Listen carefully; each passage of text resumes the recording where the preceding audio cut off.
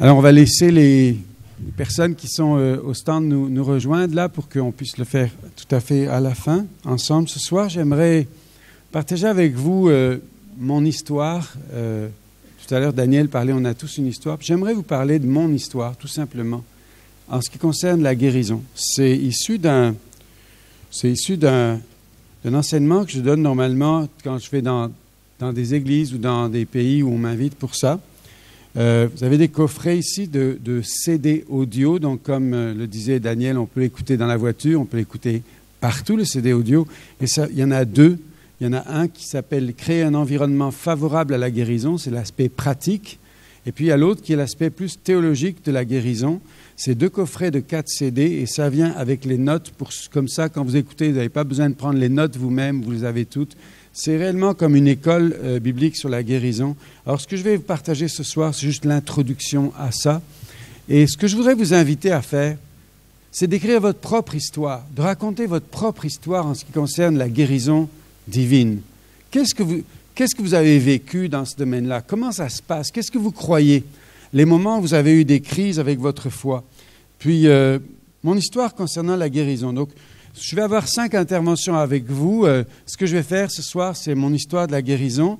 Demain, la guérison dans une dimension globale. On va reprendre encore une partie du premier DVD. Puis, des clés et des surprises des Écritures sur la guérison, parce qu'il y a des choses surprenantes dans l'Écriture, comme je vous en donne une ce soir, puis vous en rappellerez demain.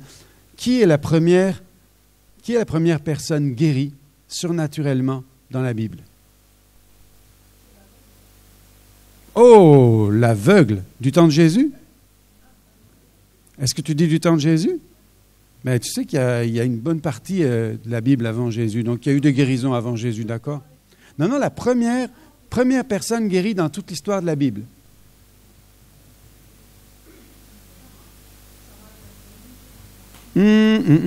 Avant Sarah, t'es proche, mais avant Sarah. Alors, ça se passe justement du temps de Sarah et Abraham. Abimelech, c'est un type qui est polygame et il a failli coucher avec Sarah, justement, et il est frappé, lui et tout son harem, de stérilité. Et le premier gars qui est guéri dans la Bible, c'est un monsieur qui est ce que Daniel appellerait un païen. Moi, je n'ai jamais dit des mots pareils. Je ne parle pas avec des gros mots pareils. Moi, je suis presque choqué quand on dit ça, mais j'accepte ces gros mots, ils viennent de Rouen. Moi, je suis du Sud, ou de Montréal. Donc, c'est un monsieur qui est polygame, qui n'a aucune alliance avec Dieu, et lui et tout son harem ont été guéris. Donc, voilà une des choses que j'appelle une surprise de la Bible. Et on va regarder certaines choses qui peuvent nous surprendre. Quand même, c'est étonnant que Dieu ait choisi un homme polygame avec son harem comme prototype de la guérison pour nous dire « c'est comme ça que je suis ». Je vous assure que Dieu est vraiment hors cadre. Et c'est ce Dieu-là que j'aime tellement servir, celui qui nous surprend. On regardera des clés, des surprises des Écritures. Puis ensuite, j'aimerais partager dans la 4e intervention, vaincre la dépression, parce que c'est un Goliath aujourd'hui, 350 millions de personnes au monde, 1 million qui se suicident chaque année à cause de la dépression. Et quand on parle d'être dans des chambres de guérison, un travail de guérison, on est d'accord que l'être humain est un tout, esprit, âme et corps et tout le reste, et qu'il y a des domaines qui sont des défis aujourd'hui. La dépression est un défi incroyable dans ce 21e siècle. Les sociologues nous disent que c'est le cancer du 21e siècle, c'est vrai. Et donc, je terminerai avec comment est-ce qu'on peut être des sommeurs de bonheur et de santé. Mais en ce qui concerne ce soir, donc, mon histoire avec la guérison. Pour moi, c'est vraiment un gagne-terrain dans la foi. Je suis au pays du rugby ici, donc normalement, tout le monde devrait savoir ce qu'est un gagne-terrain. Donc, c'est-à-dire, vous avancez, vous jetez votre ballon, puis vous avez le droit d'avancer tant que l'adversaire n'a pas bloqué le ballon. Alors, c'est un peu ce que je fais dans ma vie, c'est peut-être ce que vous faites dans la vôtre. On lance un ballon de foi, on a été stimulé par quelqu'un de motivationnel comme Daniel, et puis oui, j'y vais, puis je veux vraiment reprogresser dans la foi. On lance ça, mais à un moment donné, l'ennemi bloque le ballon, puis nous, on doit s'arrêter là. Et des fois, c'est lui qui va relancer le ballon, puis on a l'impression qu'on a reculé.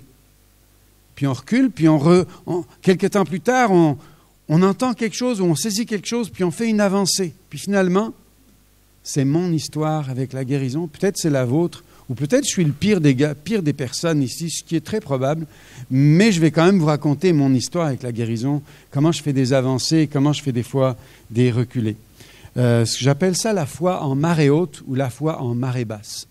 La foi en marée haute, c'est quand on dirait que Dieu est de bonne humeur.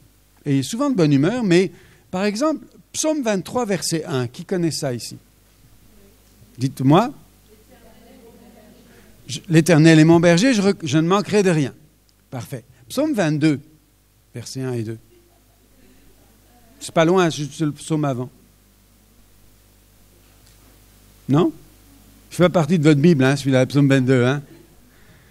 Mon Dieu, pourquoi m'as-tu abandonné? Ça, c'est la foi en marée basse.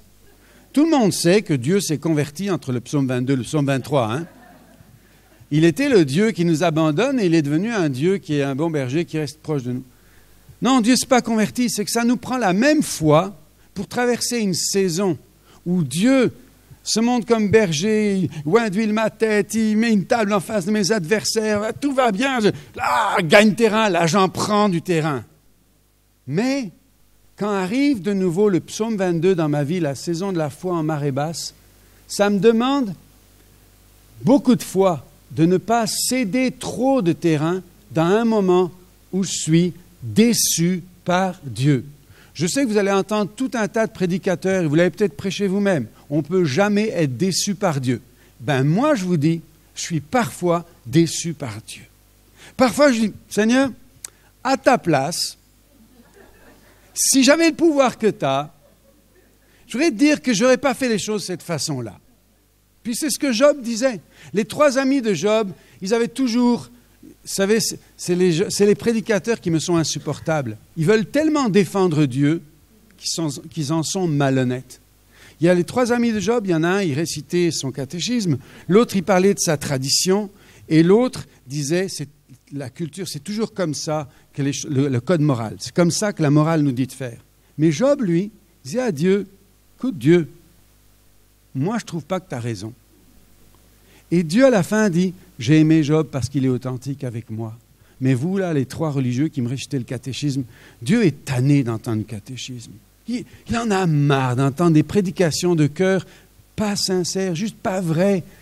Et moi, je voudrais vous inviter à juste une démarche simple, honnête, authentique avec Dieu. Quand vous êtes déçu, vous êtes déçu. C'est sûr que Dieu a dit à Job, c'est vrai, de ton point de vue, de là où tu es, Job, tu as raison. Tu as raison.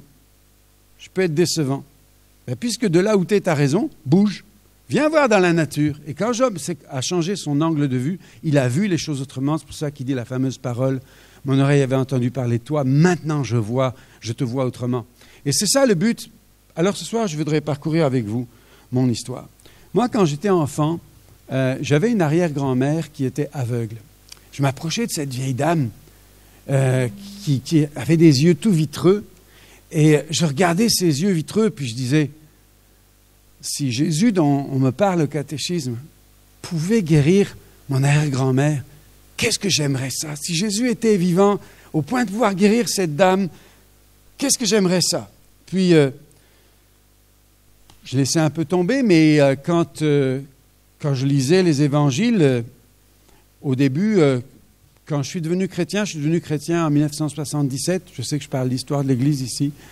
C'est quand même après Calvin. Mais c'était, à ce moment-là, mon désir, c'était de déconvertir une jeune fille de la foi chrétienne dans laquelle elle était, parce que je trouvais qu'être chrétien, c'était presque être crétin. C'était un suicide intellectuel. C'était vraiment une pauvre vie. Donc, je voulais la délivrer de ça. Puis c'est ce qui m'a amené à lire les évangiles. Puis en lisant les évangiles, quand je voyais comment Jésus guérissait, j'étais vraiment attiré par ça. Toute ma vie, c'était vraiment quelque chose qui comptait très fort pour moi. Et assez tôt, une fois que je me suis converti, le 27 avril 1977, je viens de fêter ma conversion il y a 2 jours, le soir entre 27 et 28 avril, parce que là, c'était au milieu de la nuit, je ne sais plus quelle heure c'était, après avoir lu les évangiles, quand la présence de Jésus était dans le coin droit de ma chambre, rue de la République, à Montauban, pas si loin d'ici. Je me suis mis à genoux, j'ai dit, Seigneur, je vais te suivre, pas comme la foule, mais comme un des 12. Je ne connaissais aucune autre prière que ça, et un peu le Notre Père.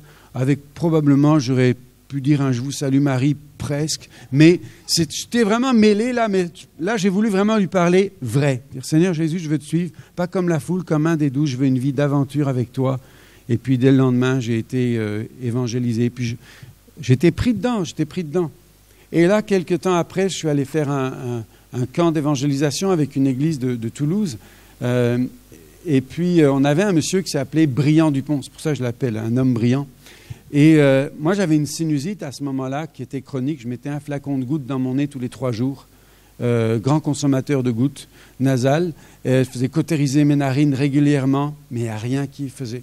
Puis ce monsieur a prié pour moi et j'ai été définitivement guéri à ce moment-là. Je suis rentré, ma maman était témoin de ça, c'était vraiment fort. Mais au-delà de ça, quand on faisait des soirées d'évangélisation avec lui pendant 3 semaines de camp, j'ai vu la puissance de Dieu agir. J'ai vu des gens arriver, prendre des chaises, voulaient le frapper et lui disaient « Au nom de Jésus !» Et les gens restaient avec les chaises bloquées. « Comment tu fais ça ?» Et puis donc, j'ai vu la puissance de Dieu à l'œuvre, puis j'ai vu des gens, des jambes rallongées, j'ai vu des corps se redresser, j'ai vu Dieu faire quelque chose. Alors je suis allé passer un moment avec lui dans sa voiture. Je dis, Briand, je voudrais que tu pries pour moi, parce que depuis que je suis tout petit, je rêve de voir Jésus guérir des aveugles, parce que mon arrière-grand-mère, vous connaissez l'histoire, et là, il a prié pour moi, puis il m'a dit, Philippe, Dieu va t'utiliser dedans, et le premier signe que tu vas voir, c'est qu'une compassion grande va venir au-dedans de toi. Et depuis ce jour, je trouve la maladie insupportable. Insupportable. Je suis allergique à la maladie. Alors ça m'a saisi et puis j'ai commencé à prier pour des malades et j'ai commencé à avoir des guérisons multiples tout autour de moi. J'ai prié pour des gens dans mon petit groupe de prière, j'ai prié pour des gens à l'école, j'ai prié pour ma maman, j'ai prié pour toutes sortes de gens et je voyais Dieu guérir, Dieu agir. Très content, j'arrive au collège biblique, j'avais la conversion depuis 1 an et demi, et j'arrive là, puis je commence à prier pour des gens, puis ils sont guéris. Et là, les professeurs m'ont dit hey, « Calme-toi, tu n'es pas venu pour ça. » Parce qu'ils ne comprennent pas, eux, les professeurs. Tout le monde sait que les professeurs ne comprennent pas. Et donc moi, je voulais continuer à guérir les malades, et eux m'ont demandé de me calmer, d'apprendre plus profondément, puis dans ma grande sagesse d'homme mature de 18 ans, je n'avais vraiment pas envie de les écouter. Mais ils avaient raison. Toutefois, la flamme de la guérison est restée en moi. Puis la maman d'une élève est tombée gravement malade. Et là, j'ai prié pour la guérison de cette dame. Elle était guérie. J'étais tellement heureux, tellement fier. Mais comme les élèves voyaient que moi, j'ai toujours eu un petit côté rebelle. Vous voyez, j'ai des chaussures rouges. Toujours eu mon petit côté décalé ou rebelle. Et alors les élèves voyaient ça. Puis disaient, lui, là, il prie même pour les malades. Et puis, et moi, intérieurement, je disais, oui, mais Dieu est de mon côté. Il a guéri la dame. Et il y avait une petite tension avec mon petit côté rebelle. Sauf que 3 mois plus tard, cette dame attrape une autre maladie et meurt en une soirée. Et là, c'est sûr, quand je l'ai croisé, quand je croisais les élèves, ils me faisaient tous un petit regard de pitié, dire « Tu vois ?» Et intérieurement, je peux dire, c'est ma première crise, ma première déception, de voir cette maman mourir. Et là, oh non, ça... Comme une défaite pour moi, puis je n'étais vraiment pas satisfait avec ça. Ensuite, j'ai continué ma formation. Je suis parti en Savoie et en 1980, Isabelle et moi, on vivait une vie par la foi totale. On a écrit des lettres, non pas pour demander des soutiens, mais pour demander aux peu de chrétiens qu'on connaissait de ne pas nous soutenir. C'est le genre de... Je vous dis, je ne fais pas toujours les choses comme tout le monde. J'ai fait des lettres pour ne pas recevoir du soutien, pour voir la main surnaturelle de Dieu. Et on a vu des choses extraordinaires comme des anges boulangers nous amener du pain. Réellement. Je n'ai pas vu les anges, j'ai vu le pain par contre. Et là, on rencontre un monsieur qui avait été une formation pour être prêtre et qui avait quitté la prêtrise. Il s'est marié. Il avait toujours la foi et ce monsieur voulait une réalité de Dieu dans sa vie. Il s'est converti. Puis ils sont venus nous trouver. Ils avaient 2 enfants, mais depuis, ils essayaient d'avoir un 3e, ils ne pouvaient plus. On a prié pour eux et quelques mois plus tard, elle nous apprend qu'elle est enceinte. Et quand elle est enceinte, elle a grande joie, etc. Et un matin, je priais en train de dire, Seigneur, on ne voit jamais de résurrection. Et le papa me téléphone et il me dit, elle est à l'hôpital et le bébé dans son ventre est mort. Ils viennent de faire l'échographie, etc. Le bébé est mort. Je dis, c'est mon occasion. Personne ne saura. Et j'ai dit, attends, Bernard, on va prier. Puis là, j'ai commandé à la vie de revenir. Et cette dame n'avait pas eu le temps d'entendre trop de prédications d'incrédulité. Donc, elle était toute nouvelle convertie. Elle a cru que Dieu était capable de ressusciter son bébé. Au moment où ils ont amené le bébé pour le curetage, donc enlever le fœtus, elle a dit, je demande que vous refassiez les examens de nouveau. Non, non, on a déjà tout fait. Tout est, malheureusement, madame, on est très triste pour vous, mais le bébé est mort. Non, non, non, mais on a prié, puis je veux. Elle a tellement crié qu'ils ont eu pitié d'elle. Ils ont fait les examens et le bébé était vivant. Ils ont tellement été émerveillés que les médecins ont dit, oui, mais comme le cerveau s'est arrêté pendant plusieurs heures, ça va être un légume. Donc, ils ont donné des cachets, des pilules abortives. Et il a fallu même prier pour annuler l'effet de la pilule abortive. On a foncé à l'hôpital, puis on a dit, maintenant, vous ne touchez plus à cette dame. Et Emmanuel a plus de 30 ans aujourd'hui, c'est 36 ans, 1981, elle est née 35 ans. Aujourd'hui, elle est une jolie dame. Dieu a fait quelque chose qui m'a encouragé ici, et j'étais vraiment très heureux. On a vu des guérisons multiples dans les rues, dans les hôpitaux. À Agen, on a fait un camp d'évangélisation en 1981. Je vois des personnes ici qui y étaient ou qui ont entendu parler de ça. Puis dans la rue, un petit garçon, 15 ans, un jeune garçon, 15 ans, il s'appelait Bruno Lafitte à ce moment-là. Il n'a pas changé de nom d'ailleurs. Et qui vient nous trouver, puis il nous ramène à l'hôpital. Son papa était très malade, et son papa était paralytique. Et Isabelle, mon épouse, est allée prier pour lui. Et ce monsieur était guéri, son bras qui bougeait, et puis on priait dans les rues, on voyait des paralytiques être touchés, guéris. On a vu toutes sortes de guérisons se manifester à ce moment-là, et autour de nous aussi, c'était une grande, grande joie. Deuxième déception, 1983, gagne terrain, là je prends un gros recul. Une jeune fille de 33 ans, en 3 semaines, elle attrape un cancer foudroyant. Elle est morte dans un hôpital à Toulouse ici. La seule consolation qu'il y avait, je me souviens le jour de ses obsèques, 19 mars 1983. Je suis quelqu'un au niveau des dates, presque imbattable, mais je me rappelle ça, un jour triste parce qu'elle était partie, et en même temps, on avait une paix parce que pour elle, on avait comme reçu une parole que son temps était arrivé, on était étonnés, mais comme une paix ici, mais je vous dis, je suis allergique à la maladie, à la mort, je n'aime pas ce genre de choses-là. Alors, quelque temps après, j'ai commencé à étudier avec un monsieur qui s'appelle John Wimber, qui fait partie de mes formateurs, et beaucoup de ma méthodologie quand je prie pour les malades, c'est issu de la formation avec John Wimber, et les 5 étapes pour lesquelles, comment on prie pour les malades, les petits groupes qu'on constitue, etc. Vous avez tout ça dans ce fascicule.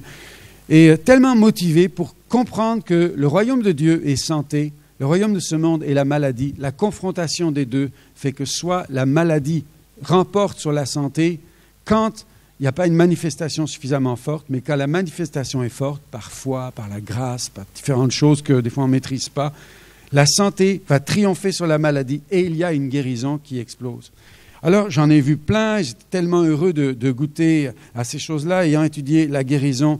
On a vu des vagues de guérison. Ici même à Toulouse, dans une église pas loin, c'était la première fois que le local ouvrait, une soirée, toutes sortes de guérisons ici, tellement heureux. On a vu pas mal de vagues de guérison. Mais arrive, pour moi, ma 3e grosse déception, la plus forte probablement dans ma vie à ce sujet-là. En 1986, mon ami Patrick est décédé. Patrick m'avait écrit une lettre à Pâques 1985, le jour de la résurrection. C'était marqué dessus « à n'ouvrir qu'en cas de décès ». Et à Pâques 1986, juste jour pour jour, on était rassemblés, je pense que tu devais être là aussi, on était avec des pasteurs qui venaient du sud de l'Espagne, d'Angleterre, et puis une centaine ici. Et le matin même du dimanche de Pâques, je reçois un coup de téléphone, Patrick est décédé. Ça faisait 2 ans qu'il luttait avec cette leucémie. Alors, je suis allé ouvrir la lettre, à n'ouvrir qu'en cas de décès. Et sur cette lettre, il m'écrivait ceci, Philippe, le jour, le Seigneur m'a parlé que je vais passer par la mort et la résurrection. Le jour de mon décès, il y aura autour de toi, et il me citait le nom des pasteurs qui venaient de toute la région, ils avaient fait plus de 100 kilomètres pour se retrouver tous à Montauban.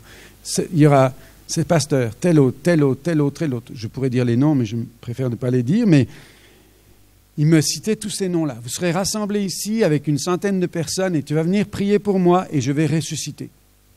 Alors, qu'est-ce que j'ai fait? Je l'ai fait. Ils sont venus avec moi. On l'a fait le matin, on l'a fait l'après-midi, on l'a fait le soir. le soir, au moment où les visions charismatiques commencent à arriver, les visions faciles, parce qu'on a faim, on veut rentrer à la maison. Oui, je vois une barrière, alors ceux-là s'en vont. Mon ami Jean-Hubert, Jean-Hubert Mazel, qui est resté avec moi toute une partie de la nuit, parce que j'avais comme un contrat moral envers Patrick, mon ami, envers ses enfants. Il y avait sa fille qui disait « Maman, quand papa va ressusciter, est-ce qu'on devra changer son anniversaire de 3 jours parce qu'il va mourir 3 jours comme Jésus ?» Il y avait une telle implication que je ne pouvais pas m'incliner. Écoutez, il n'est pas ressuscité. J'ai toujours dit ça, c'est un truc que je n'ai pas compris. Un poids de responsabilité, j'ai fait tout ce que j'ai pu. Même, je l'avoue aujourd'hui, le jour des obsèques, le jour où était enterré, une fois que tout le monde est parti, je suis même retourné là, près de la terre. Je dis, Patrick, si tu bouges, je vois bouger un tout petit peu, je creuse avec mes mains, je viens te chercher. La folie totale, mais je suis allé au bout de tout ce que je pouvais. Il n'est jamais ressuscité, ce bougre. J'ai dit, toi, quand j'arrive au ciel, tu as failli nous ruiner notre foi. Quand j'arrive au ciel, demande la permission de régler un compte avec toi avant de commencer l'éternité bienheureuse. Ça va me soulager. Je parlais à des gens qui ont déjà été visiter le ciel. Ils me disent, ce jour-là, tu oublies toutes ces choses-là. Ça n'a plus de réalité pour toi. Je dis, bon, dommage, j'aurais aimé régler ça avec mon ami Patrick. Mais je l'ai tellement aimé. Puis jusqu'à ce jour, je porte ces cicatrices qui sont dedans de moi parce que je suis allergique à la maladie. Je déteste ces moments-là de mon Dieu, pourquoi m'as-tu abandonné? Pourquoi cette déception-là? Qu'est-ce qu'on fait après ça?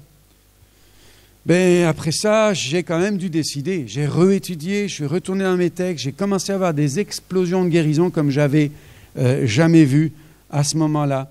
On est parti en Côte d'Ivoire, mais avant même de partir en Côte d'Ivoire, on a une soirée de louanges à Montauban, une dame qui s'appelle Alice, qui avait un goitre ici.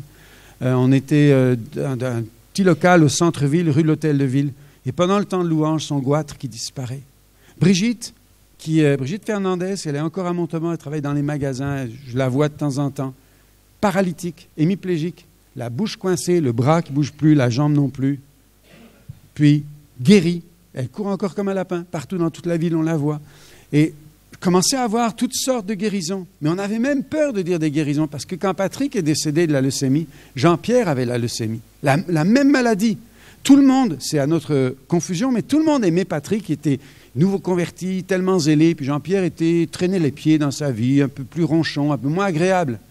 Alors on priait toujours pour Patrick et à la fin, on faisait la prière du strapontin pour Jean-Pierre. Ah oui, Seigneur, puis bénis aussi Jean-Pierre. Mais on attendait, une fois que Patrick était décédé, on se dit, et Jean-Pierre, ça va tomber quand?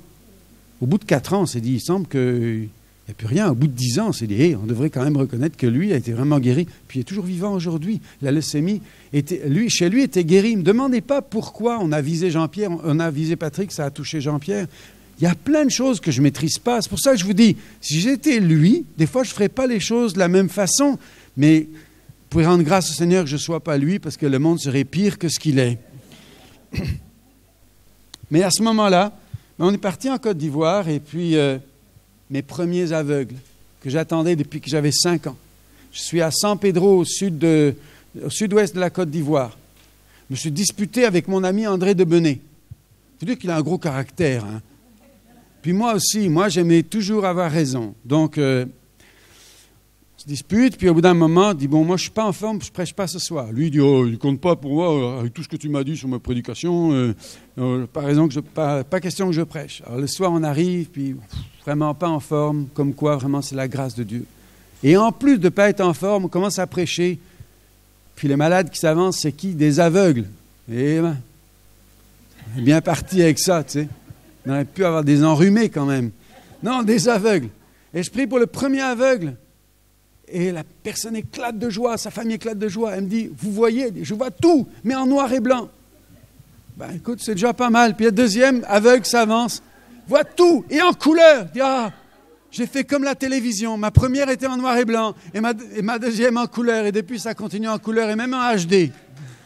Je bénis Dieu pour ces moments-là. C'était tellement c'est mon rêve d'enfance. Les aveugles qui retrouvaient la vue. Puis il y en a eu quelques-uns. On ne les comptait plus, si ce n'est que maintenant on a des registres pour le faire. Mais c'était un tel sujet de joie d'avoir vu ça. Je me suis relevé de cette affaire de Patrick, même si la cicatrice est là. Dans cette campagne, la seule fois de ma vie, 100% des malades, dans une petite ville de Guibérois, centre de la Côte d'Ivoire, à côté de Gagnoa, 100% des malades dans les 2 jours qu'on a passés là-bas ont été guéris. Et on n'a aucun mérite. Vous savez, quand est-ce que même des gens guérissaient? On disait avec André, on était à notre maison, puis on disait, bon, c'est l'heure de la réunion. On commençait à marcher vers la réunion, on entendait des cris. Avant qu'on rentre dans la réunion, Dieu guérissait. Comme quoi, nous, on n'a pas imposé les mains. C'est qui a prêché pour qu'il y ait des guérisons? Personne. C'est juste, Dieu est là et il est en train de guérir. Mais 100% des malades ont tous été guéris. C'est la seule fois de ma vie, mais je peux dire, je l'ai vu une fois sur cette terre, la puissance de Dieu de cette mesure-là. Tellement heureux. Puis j'ai gardé cette onction avec moi. C'est pour ça que même en France, on a vu des guérisons après. Puis 1989, un séminaire au Burundi. Et là, on est dans une église anglicane.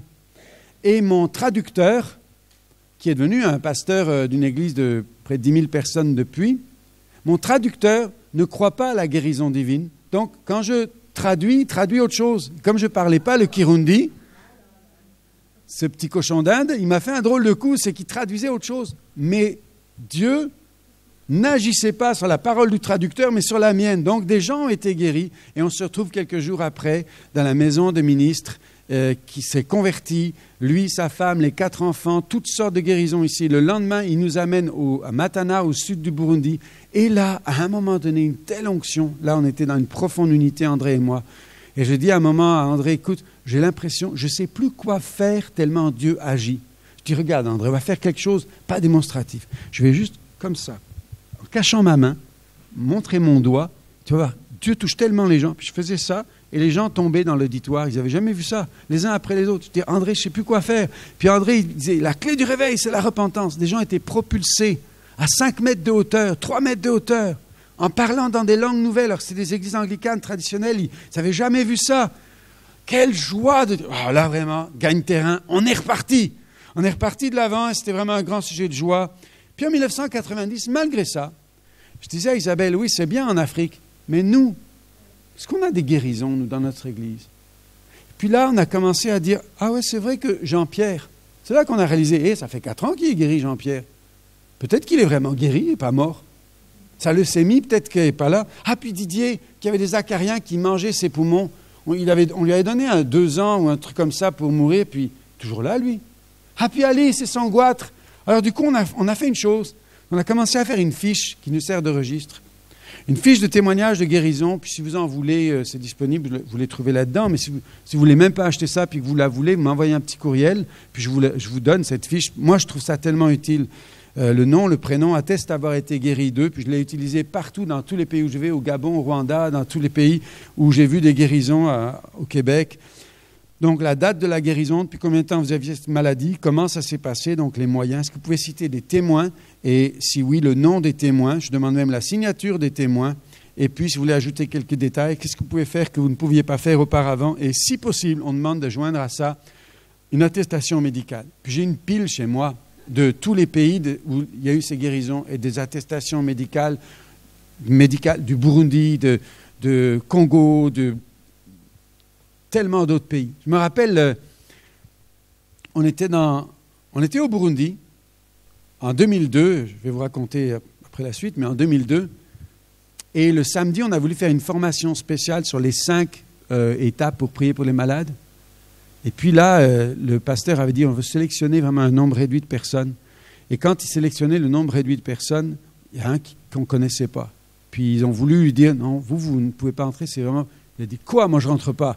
J'ai passé ma semaine à vous faire des certificats médicaux. Je suis le chef de l'hôpital de Bujumbura. J'ai passé ma semaine à vous faire des certificats médicaux. Je veux savoir comment vous faites ça parce que moi, je veux participer à une chose pareille. Alors, du coup, ils l'ont laissé rentrer aussi. Puis c'est vrai, ce monsieur avait fait tellement de certificats médicaux toute la semaine, des tumeurs qui avaient disparu, toutes sortes de choses. On a vu à Brazzaville, une dame guérie en 1992, d'une façon tellement puissante, une dame qui était dans la foule, il y avait 2000 personnes, puis une explosion du royaume de Dieu, des guérisons de partout. Elle saute un mur, elle approche devant, elle dit, voilà, je suis paralytique depuis que j'ai 5 ans. Un paralytique qui saute un mur et qui vient en courant, dit, est-ce que c'est vrai? Puis le médecin-chef de Brazza était là, une dame qui est venue, elle l'a pris, elle a dit, oui, sur l'estrade. Je connais cette dame depuis qu'elle est toute petite, puis elle a raconté son histoire. Je suis retourné à Brazzaville en 2006. Cette dame est revenue me voir, maintenant c'est devenu une grande église. Elle est revenue me voir, puis elle est venue témoigner de sa guérison. Elle était toujours guérie, et elle a profité pour en prendre une autre. Elle était guérie de l'asthme ce soir-là. Et j'aime voir ces choses arriver. Mais malgré ces signes, 1994, encore une fois ici à Toulouse, un jeune pasteur, Franck, qui était jeune marié, part en voyage de noces, et pendant le voyage de noces, on apprend qu'il a la leucémie, je crois lui aussi. Et Franck était décédé. Et je suis la dernière personne qui a prié pour lui. Je suis la personne qui l'a envoyé au ciel, sûrement. Malheureusement. Et le lendemain, encore déçu. Oh non, pas lui, pas un jeune marié. Il y a des moments où je vous assure, mon Dieu, pourquoi m'as-tu abandonné? Pourquoi un jeune homme pareil? J'avais du mal à comprendre. Alors j'étais un peu fâché, un peu déçu de Dieu, puis déçu de moi probablement. C'est peut-être ma responsabilité. Imagine, tout le monde est allé prier pour lui. Des fois, ça allait mieux. Moi, je vais prier pour lui. Il meurt le soir même. Alors, non, des fois, tu sais, tu peux prendre un peu de ça sur toi. Je sais qu'il ne faut pas, mais il n'y a rien à faire. Je suis incorrigible. Des moments, je prends ma part que je ne devrais pas prendre. Alors, là, j'ai commencé à arrêter un peu. Je dis, Seigneur, écoute, tu vas donner ça à d'autres personnes. Quelle joie d'entendre mon ami Patrick Fontaine commencer à enseigner la guérison. 1998, je vais l'écouter à Marseille, puis il reprenait plusieurs de mes enseignements. Patrick, quel bonheur de te voir là, te lever, puis tu prends le flambeau, puis tu vas de l'avant. Il m'a dit, non, Philippe, tu te trompes. Moi, je prends mon flambeau, mais toi, tu t'es arrêté. Tu as 2 stations de métro en retard. Remonte dans le train et recommence à prêcher sur la guérison et à guérir les malades. Je ne sais pas si j'ai envie de continuer ce gagne-terrain. Mais alors, je l'ai fait, par obéissance. Parce que le juste tombe 7 fois et il se relève. Tous peuvent connaître des déceptions et des échecs, mais la vraie victoire, c'est de surmonter l'échec. La vraie victoire, c'est d'avancer en marée haute, de Psaume 23, et en marée basse aussi. La vraie victoire, c'est de pouvoir se relever même quand tout semble impossible. Je peux avoir du son? On va recommencer, puis après tu peux le laisser le son. Such a feeling's coming over me. There is wonder in most everything I see. Not a cloud in the sky, got the sun in my eyes, and I won't be surprised if it's a dream. I'm on the top of the world. This is the end, beautiful friend. Ça, c'est moi à chaque crise. This is the end, my only friend. The end of our elaborate plans.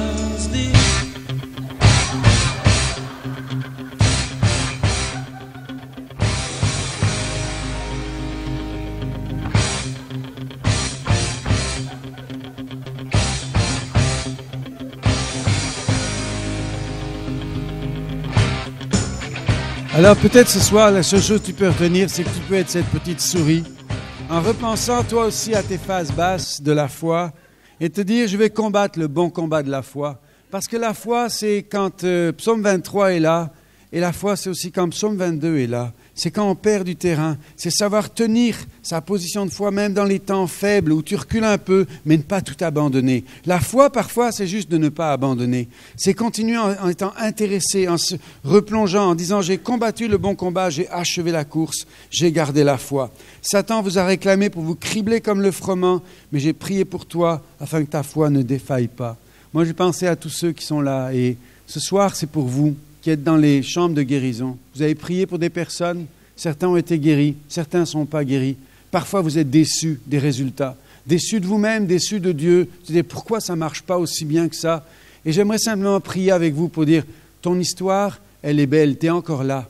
Ta foi est encore là, la preuve, tu es venu ce soir. Tu es venu dans cette conférence sur la guérison et il va se passer encore des belles choses dans ta vie. La prière de la foi sauvera le malade. Alors, de la même façon, il peut s'écrire une nouvelle page pour toi, comme il y a une nouvelle phase dans mon histoire. Quand on croit que c'est la fin, c'est quand même pas fini. C'est ça l'Évangile. Les disciples croyaient que c'était la fin. Jésus était mort.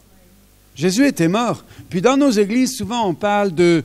C'est drôle comment on est toujours en noir et blanc. Hein. Vendredi, Jésus est mort. Oh, dimanche, il est ressuscité. Ah, l'année d'après, vendredi saint, Jésus est mort. Oh, dimanche de Pâques, il est ressuscité. Ah, moi je pose la question du samedi. Non, mais c'est vrai. Il se passe quoi le samedi? Le samedi, quand tu es dans le déjà, mais pas encore. Le samedi, quand tu es dans le clair-obscur. Et je voudrais m'adresser à tous ceux qui sont à cette heure-là du samedi, dans leur foi, en ce qui concerne la guérison. Dans le clair-obscur. Il y a des endroits où j'ai la foi, il y a des endroits où je ne l'ai pas. Mais j'aimerais voir Dieu agir. Quand nous croyons que c'est fini, ce n'est pas la fin. Alors j'ai vu de 2006 à 2009, après mes phases ici, des guérisons multiples, de nouveau à Brazzaville, au Canada, à Longueuil, Saint-Hubert. J'ai une liste grosse de guérisons à Libreville, à Sherbrooke, au Québec. Dans l'église Nouvelle Vie à Longueuil, où j'étais, un monsieur avait plus que 2 mois à garder ses jambes parce que les jambes étaient devenues complètement pourries. Il avait des appareils orthopédiques. On devait lui couper les jambes en une soirée, en une seule soirée. Dieu a réparé totalement à tel point que ce monsieur a enlevé tous ses appareils dans la soirée. Tout était réparé en une seule soirée. Il a marché devant nous. Les seuls qui y croyaient presque pas, c'était nous. Il avait une telle mine, une telle joie. Il avait des témoins autour de lui qui nous disaient que c'était vrai. Et ce monsieur est allé dans tous les bars ensuite à Longueuil, oui, pour témoigner de ce qui s'était passé dans sa vie. C'est cette puissance-là que j'aimerais qu'on puisse continuer à garder dans notre foi. Et je crois à cette puissance-là. Alors ma recherche majeure, et je terminerai ici, depuis 2009, c'est pas simplement la guérison, c'est la santé. Qu'est-ce que je veux dire par la santé? Pour moi, la santé, c'est une image globale. Je vous montrerai ça une autre fois. Pour moi, la santé, ça ne touche pas simplement le corps. Je parle d'une santé globale, un état de bien-être physique, mental et social selon l'OMS, l'Organisation mondiale de la santé. Que tu prospères à tous égards et sois en bonne santé comme prospère l'état de ton âme. La santé à tous égards. Parce que j'ai vu des ministères de guérison vivre une vie malade, une vie malsaine. Des gens qui prient pour la guérison, mais leur vie conjugale est malade, leur vie financière est malade, leur vie relationnelle est malade. Alors, j'aimerais vraiment nous encourager dans les chambres de guérison à guérir les autres sans s'en rendre malade. J'aimerais que la première personne qui est en bonne santé, c'est toi-même. Parce que c'est ce que tu es que tu vas transmettre. Prends soin de toi. On s'oublie trop. On a confondu renoncer à soi avec s'oublier soi-même. Pas du tout la même chose. On se connecte à Dieu et aux autres. Mais au passage, on s'oublie. Et malheureusement, on finit par ne pas vivre la santé. Je parle d'une santé dans tous les domaines, santé émotionnelle, mentale, spirituelle, physique, santé conjugale, santé relationnelle, santé financière. La santé globale, ce sera le thème de demain matin. Alors, je crois qu'on verra davantage si on ne lâche pas notre position. Si on se met vraiment, nous aussi, à travailler pour la santé, on va voir de très belles choses se passer. Et on va être des sources de santé pour les autres. Je vais simplement mettre cette petite vidéo, et pendant cette vidéo, parce qu'on va arrêter, tous ceux et celles qui ce soir voudraient dire, tous ceux et celles qui voudraient dire, moi, j'ai travaillé pour la guérison, j'y crois, mais j'ai aussi mes phases basses, mes phases hautes de ma foi, et je veux dire au Seigneur, avec tout ça, avec honnêteté, mais je veux continuer dans le chemin de la guérison, avec un cœur saint. Je veux être un facteur de santé pour les autres autour de moi, parce que Dieu l'a remis entre nos mains. Tout ça, ça se passe, il le met entre nos mains. Alors levons-nous ensemble. Et puis tous ceux qui, pendant cette petite vidéo-là, veulent dire au Seigneur, Seigneur, voilà mon histoire de guérison, mais là, au point où j'en suis rendu, je veux te dire juste, je veux continuer avec un cœur bien disposé. Ceux qui vont faire cela pendant cette vidéo, comme on n'a pas plus de temps, vous allez juste lever vos mains et je vais prier pour vous. Pendant ce moment-là, ceux et celles qui veulent dire, Philippe, tu as raconté ton histoire, si je te racontais la mienne, il y a aussi des moments de douleur, des moments de déception, des moments où j'ai reculé. Mais je suis là pour dire, Jésus, touche-moi, répands ton amour, parce que je veux continuer à donner cet amour-là. Apprends-moi tes voies, fais de moi une personne de guérison pour d'autres.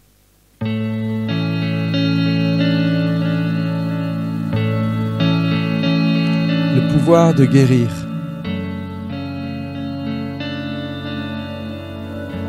Le pouvoir de pardonner.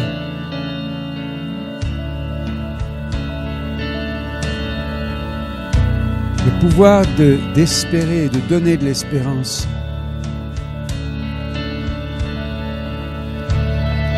pouvoir d'être une valeur ajoutée pour les autres, le pouvoir de changer, le pouvoir de restaurer, le pouvoir de sauver des vies, de réparer ce qui a été brisé, le pouvoir de transformer les cœurs et les mentalités, le pouvoir d'amener la liberté, ce pouvoir d'accomplir des victoires, ce pouvoir d'impacter jusque l'éternité des gens autour de nous. Ce pouvoir est dans nos mains. Alors ces mains, offrez-les au Seigneur ce soir. Je veux prier pour ces mains levées. Je veux prier pour ces mains levées. Derrière ces mains, les cœurs ici. Afin que la foi, l'espérance et l'amour soient renouvelés. Seigneur, vois le cœur de ces hommes, ces femmes, le cœur de ceux qui, dans les chambres de guérison, ont prié et ont vu ta main puissante et ont vu aussi des moments rien se passer, les moments de la question, les moments de solitude, les moments douloureux, les moments de Psaume 22. Seigneur, je te remercie que dans ces moments-là, on se souvient que toi aussi à la croix, tu as dit « Mon Dieu, pourquoi m'as-tu abandonné ?» Et dans ces moments de détresse, tu as fait venir la vie de résurrection. Je prie pour tous ceux qui sont dans ce samedi de Pâques, entre la crucifixion et la résurrection, entre le désespoir et la vie nouvelle. Je te demande un souffle divin, un courage, une capacité d'espérer, de croire de nouveau, pas juste de s'illusionner. On n'est pas là pour se gonfler le moral, on est là pour recevoir de toi l'espoir divin, l'espoir de te voir être ouvrier avec nous. Seigneur, pour les cœurs désespérés, les cœurs qui n'y croient plus, je te demande un souffle de rafraîchissement. Le même esprit qui a ramené Jésus d'entre les morts soit à l'œuvre dedans de vous. Que plusieurs parmi vous deviennent comme cette petite souris que vous avez vue, reprenant cette mission et continuant à utiliser vos mains, ces mains que vous offrez au Seigneur ce soir dans la louange. Qu'elles soient visitées de sa grâce pour se poser sur des malades et voir dans la simplicité humaine et dans la puissance divine de voir l'œuvre de Dieu se faire. Soyez bénis au nom de Jésus, que vos cœurs soient visités, dilatés de bien-être, de son bonheur, de sa richesse, de sa suffisance, dans le nom de Jésus-Christ. Amen.